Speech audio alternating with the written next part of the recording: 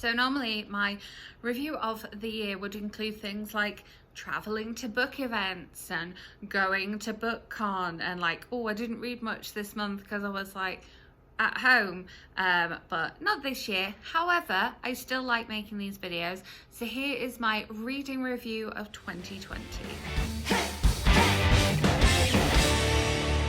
Welcome back, or if you are new here, welcome. My name is Katrina and I make bookish content here on this channel at least twice a week, and then movie reviews or book to movie content here at the weekend.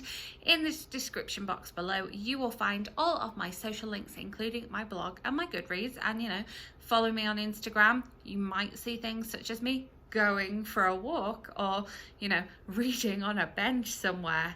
Exciting. I have made this video last year and the year before, and I enjoyed just kind of like looking back as a reflection on the year. I think I started it in 2016 when everybody said that 2016 was a really rubbish year, and I had really quite a good year in 2016, so I think that's what kind of led me to making a video like this. So I'm going to go through each month and tell you about my sort of reading activity of that month and how it went, and my favourite book or books of the month, because it's always hard to pick just one book. So let's start off with January. January, as this January, I participated in Bout of Books, which accounted for a lot of my reading. I ended up reading 30 books in the month of January, which is pretty good. That's almost a book a day if we account for just kind of being a little bit tired and hungover on New Year's Day. I also participated in the Get Shit Done Readathon, which was hosted by Beautifully Bookish Bethany. And my favourite book of January was actually, I think, the first book that I read the year. This was Mr. Nobody by Steadman, which is an adult thriller, and I just loved it. And I'm really glad that I started the year with such a good book and with such a good sort of reading experience as well.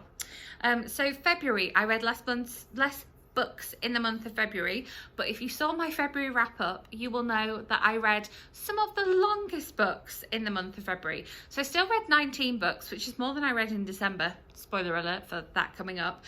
And considering the fact that at the end of the month I did travel as well, I think 19 books is pretty good. I ended up doing 3 rereads in February, because in February was when I started my Page Tune rereadathon, ready for her new book coming out, and that meant that I also did some lovely buddy reads with Hayley, since we were reading all of Page Tune books together. My favourite book of the month of February, I made a whole video talking about, so I will leave it linked up above, and it was My One True North by Millie Johnson. You can watch that video to see why this adult rom-com was possibly my favourite book of the year. At that point I was like, oh, this book's so good. I just stormed through this, and I am lucky enough to have not only a hardback copy, an audio copy, an e-copy and a paperback copy. So you can tell that it is a special book to me because I have so many formats. Then let's head into March. I know we don't really want to, but let's head into March. I did take an aeroplane on like the second day of March, so I did some reading on there, and I also then went on to read a lot of books in the month of March. If I thought that February was a good reading month for me, nothing compared to March. I read 36 books in the month of March. I read a lot of poetry in March as well, and I was like deeply involved in my Page Tune readathon. Therefore I reread 4 books in the month of March. One of my favourite books of the month was Pillow Thoughts by Courtney Pepperell. I read all of Pillow Thoughts, so it's kind of like this is my favourite book, but it's actually the whole series, and I have a video talking about that series and why I love this so much. Highly recommend. I still need to go through the physical versions and tab them up. That will be a joy for me to be able to do this month. And then my other favourite book of the month was Strangers by C.L. Taylor, which unsurprisingly I also have a whole video reviewing this one. This one is an adult thriller, and I am very excited because This was last year's C.L. Taylor novel, but this year we get not one but two C.L. Taylor books, because we have her young adult thriller coming out on the 21st of January, and then we also have her adult thriller, Her Last Holiday, coming out in April. So I'm very excited about both of those, but definitely check out that video to find out why Strangers made it onto my favourite book of March. Then April, reading continued strong because there wasn't an awful lot else to do, let's face it. I took part in the Social Distance Book Fest in April, which was so much fun. It was so great to be part of. It was the kind of like first live that I did on my channel as well, and which has led to me doing subsequent lives and other author interviews on my channel too, and I'm really hoping that that continues into 2021, because I would love to have more authors on the channel. So any authors watching, if you want to come and join me here, I have burning questions all ready for you. I reread 5 books this month. We've like increased 3, 4, 5. And this month I read loads of April releases. I remember looking at my kind of like reading for the year and thinking, there are lots of books coming out in April. And a couple of books got pushed from March to April, and a couple of books somehow got pushed from like June to April. So April was big for new releases, so I was hitting NetGalley hard in April. Let's see, let me get you my favourite book of the month of April. I really thought I'd made a standalone video talking about this one, but I didn't. This one is The Switch by Beth O'Leary. I am really excited for her new one coming out this April, but this features a granddaughter in London visiting her grandmother in Yorkshire, and then basically swapping places. So it's like cross-generational uplit, and it is very much if you like people who aren't sort of used to the life of East London, Shoreditch in particular, and internet dating, then this you will find the comedy in this one for sure. Really recommend it, and I'm so excited for Beth O'Leary's. I think it's called The Road Trip as well. So excited for that one this year. Then in May I read 26 books, so the numbers sort of going back down again. 27 in April, 26 in May. I think that's probably because things, you know, started to lift a little bit in May, but I participated in the May bout of books this time, and that was the sort of main source of my reading in the month of May. And it kind of usually is. Usually I would be heading to New York and heading to BookCon and Book Expo at the end of May, and so it would be like, you know, the beginning section of May. So I don't know why it still worked out that way.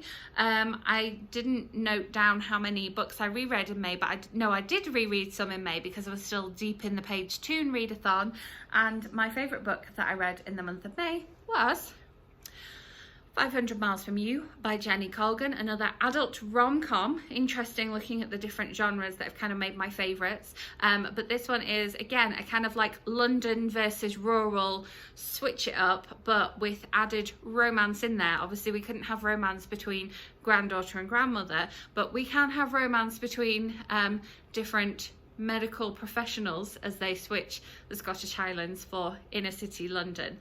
So highly recommend this one. It feels like a classic Jenny Colgan, and I did the audio, and the audio was very good, I have to say. Okay, June, the number of books declined again.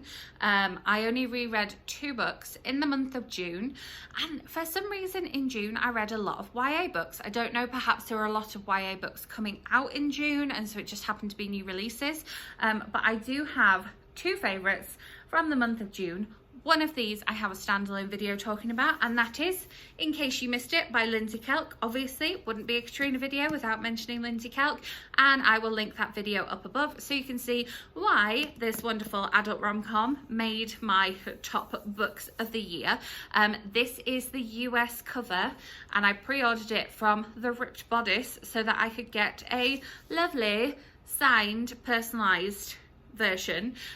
It's not that I don't like the UK cover, but this is one of the instances where I definitely prefer the US cover. And of course the US is a lovely floppy paperback, so if I'm going to reread this, it's weird because it's the same font, but yeah, if I'm going to reread this, I would do it with the US paperback 100%. And then my other favourite book of June was The Black Flamingo by Dean Atta, which is a sort of semi-biographical, coming of age, just wonderful. I need to reread this now, written in verse. Oh, just amazing book.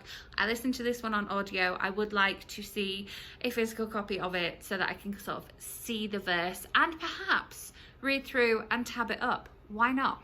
Why not? Then moving on to July. I read 28 books in July. We got a little further, I think partly because I could go and sit and like read by the pool because our pool had reopened as long as you made a reservation and wore your mask when you weren't in the water. But I think that's sort of partly why my reading stepped up. I also took part in the reading rush in the month of July. Again, less said about that, the better.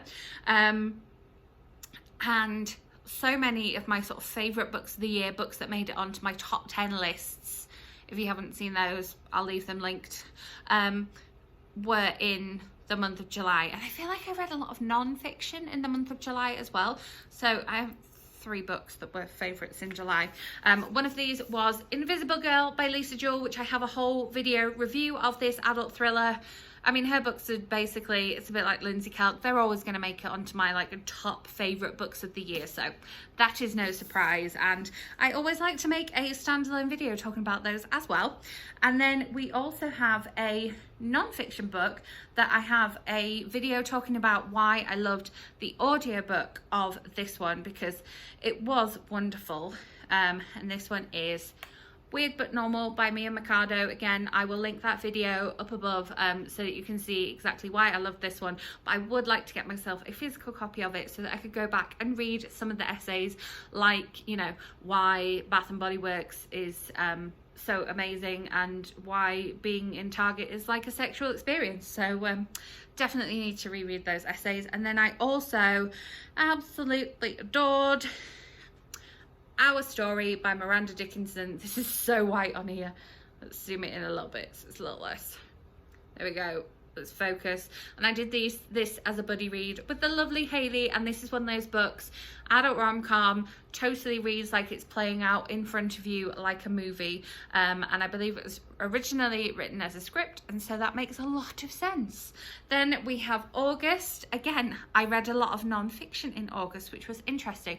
We did do a couple of road trips in August, and that might be why I read more non-fiction, because we'll listen to non-fiction together in the car. I read 24 books this month. August has historically been a really good reading month for me, but then since it's kind of changed, and I'm not, you know, working in school, so the whole of August I'm not in work, it can be really hit or miss. It's really interesting.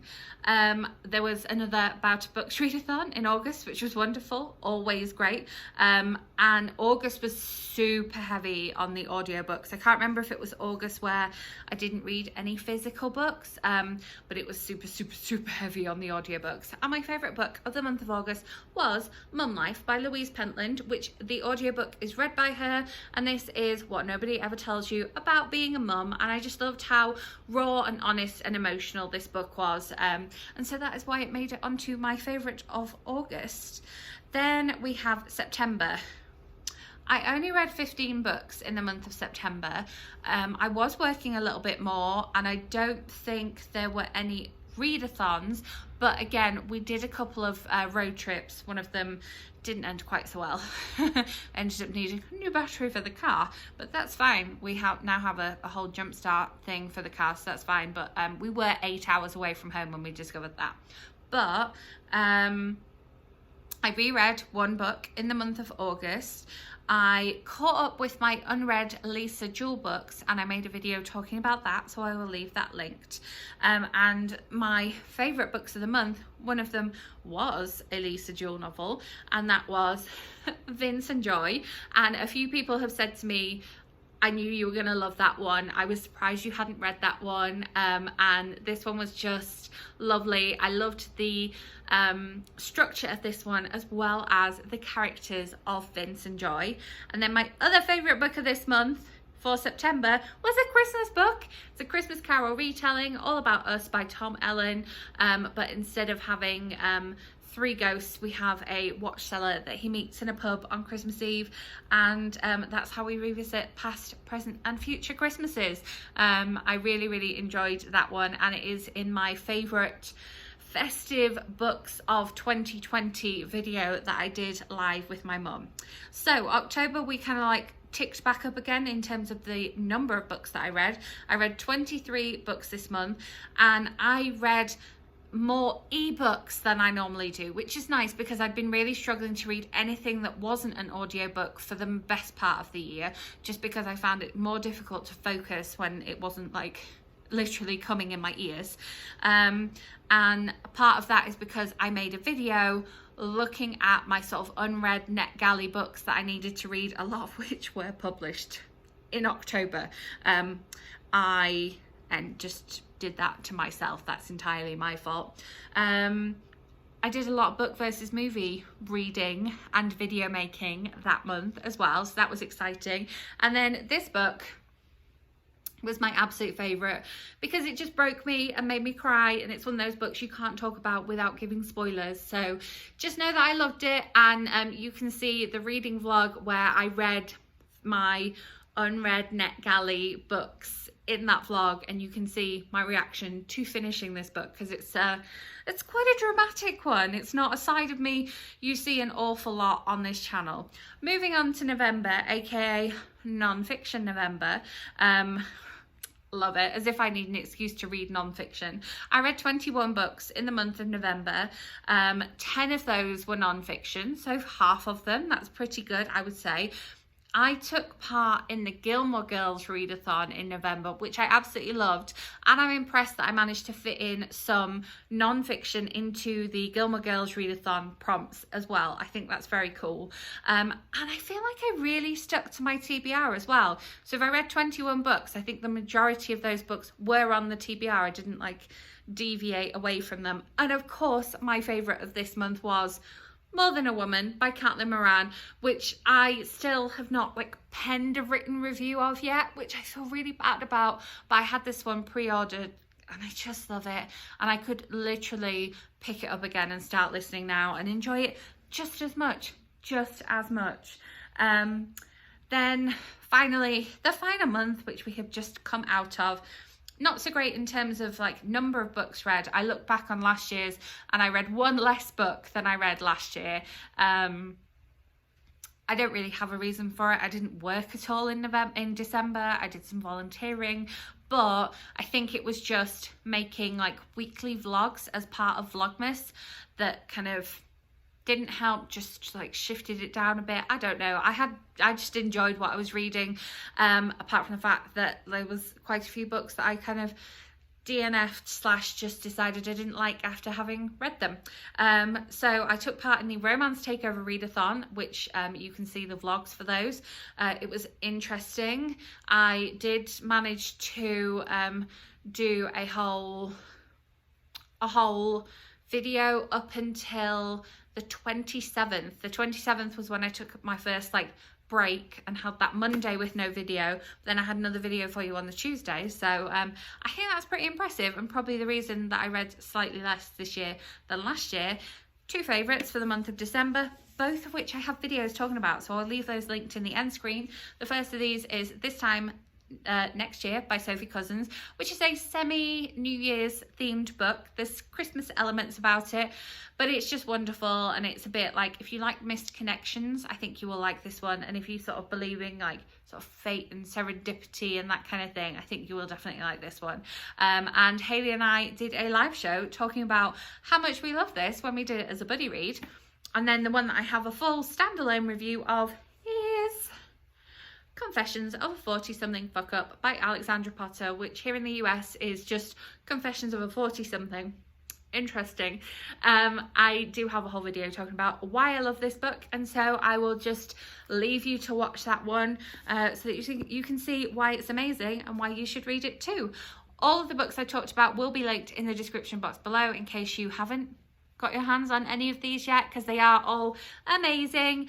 And yeah, I hope you enjoyed this little look at the year. The other thing that I'm really proud of is that I think just about every month of the year I've kind of like upped it so that I have something going on my blog every day. I used to not post at the weekend, but now I've kind of made it so that I post my videos on there as well as on here. It has something going on every day, so I'm really pleased that even whilst I'm concentrating on doing booktube and, you know, getting to 1,000 subscribers this year, doing some more live shows and stuff like that, I still managed to keep my blog going.